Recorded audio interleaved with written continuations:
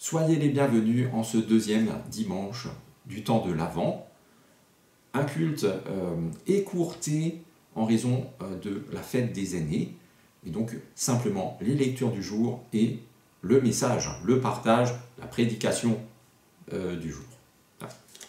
Première lecture se trouve dans la lettre de Jacques au chapitre 5, les 2 versets suivants. Comme le cultivateur attend le précieux fruit de la terre, plein de patience à son égard, jusqu'à ce qu'il en ait reçu les produits précoces et tardifs, vous aussi, prenez patience, affermissez votre cœur, car l'avènement du Seigneur est proche.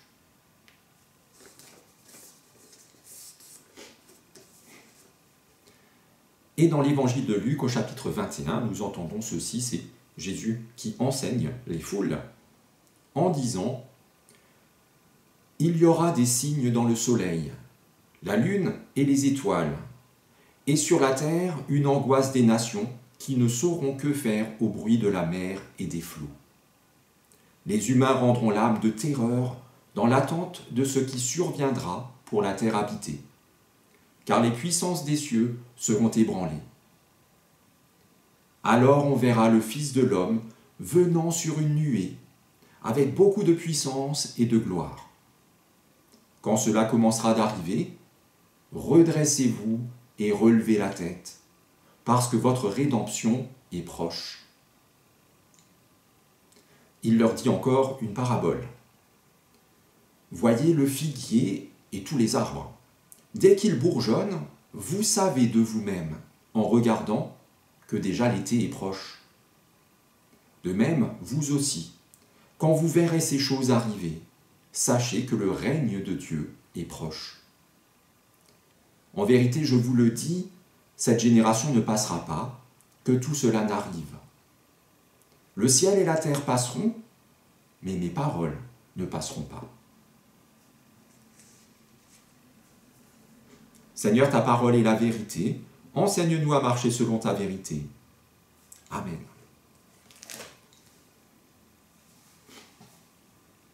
Attendre, c'est compliqué. Je pense vous aussi, vous pouvez penser à tous ces enfants qui ont du mal à attendre le 25 au matin pour ouvrir leurs cadeaux. J'en fais partie. Alors souvent, pour avoir la paix, on les ouvre de plus en plus tôt, chaque année. D'abord, on les ouvre à minuit pile, au passage du 24 au 25. Et puis l'année d'après, on n'arrive plus à attendre jusqu'à minuit pile, alors on les ouvre juste après le repas, 22h, 22h30. Et puis l'année d'après, attendre à la fin du repas, c'est quand même un peu pénible, alors avant le dessert.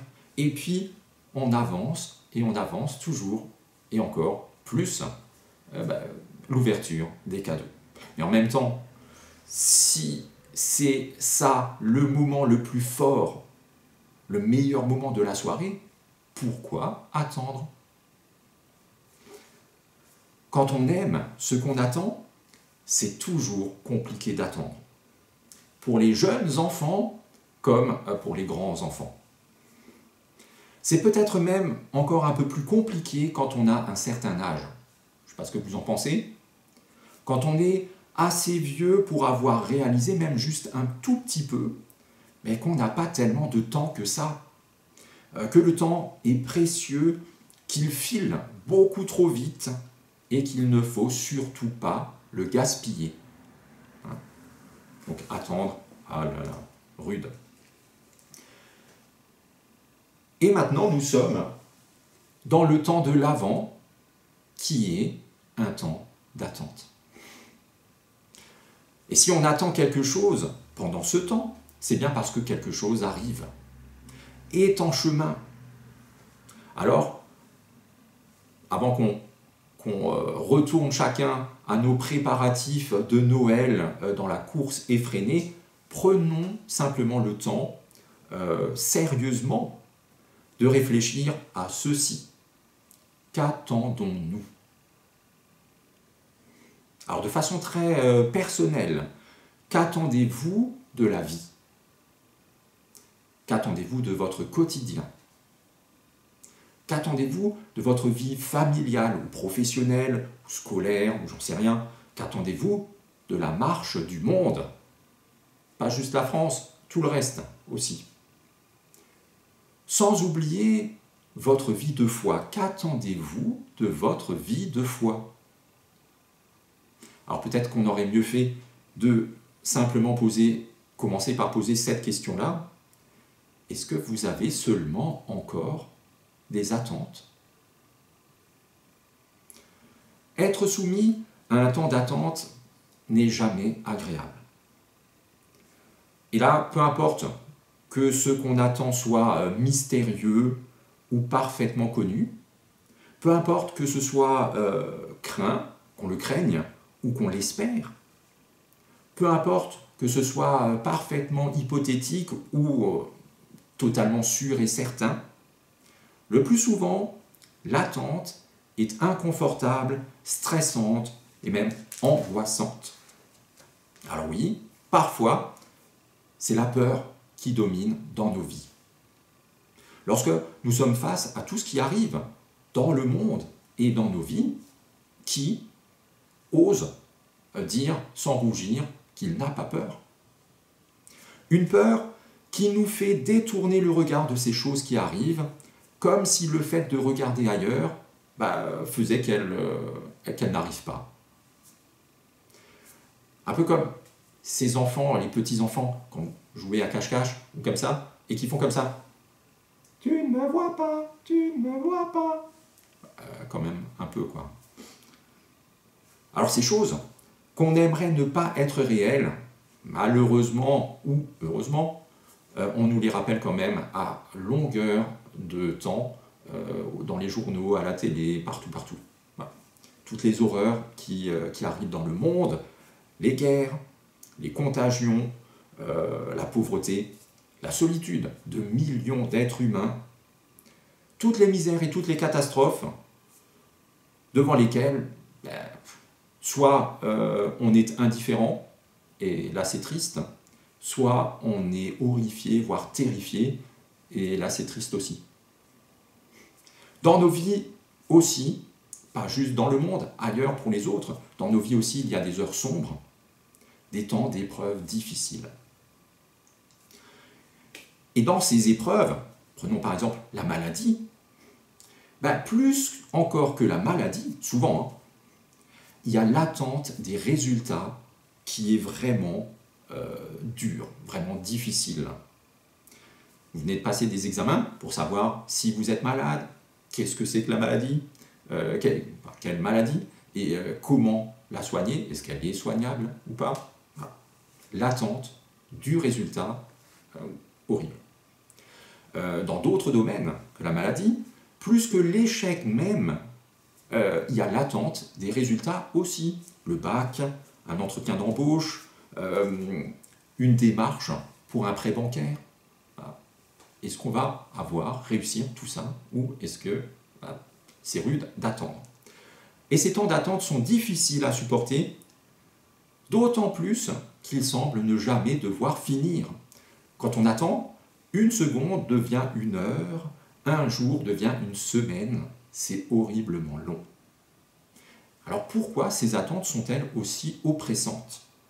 C'est très simple, c'est parce que dans toutes ces situations, nous jouons littéralement notre vie. Face à la maladie, à l'échec scolaire, au chômage, au manque, de toutes sortes, face à toutes ces embûches qui jalonnent le cours de nos vies, c'est notre vie qui est en jeu. Au bout de l'attente, nous espérons quelque chose qui nous est vital pour être vivant, heureux. Voilà. Notre vie dépend de ce qu'on attend.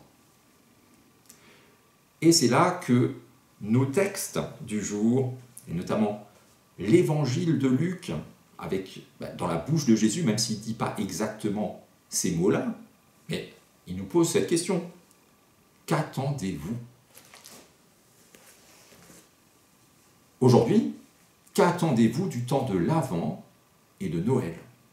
Est-ce que l'Avent et Noël, c'est simplement le souvenir d'une naissance rocambolesque dans une étable à Bethléem il y a 2000 ans, ou est-ce que ce ne serait pas quand même plus que ça? Ce petit enfant né cette nuit-là, est-ce que ce n'est pas lui qu'on attend? N'est-ce pas lui le sauveur du monde? Ou alors, est-ce qu'il n'est qu'un petit bébé comme tous les autres, mignon et voilà? Est-ce qu'il n'est pas devenu un homme comme tous les autres, ou peut-être un tout petit peu plus intéressant, un tout petit peu meilleur, mais pas plus? Qu'allons-nous fêter à Noël? Dans 2 semaines, quand notre attente sera comblée, qu'allons-nous fêter? Cette naissance et cette vie merveilleuse, et puis une fois la fête passée, voilà, ça s'arrêtera là. Ou également l'accomplissement d'une promesse divine, non seulement dans le monde, non seulement dans l'histoire de l'humanité, mais aussi et surtout dans ma vie.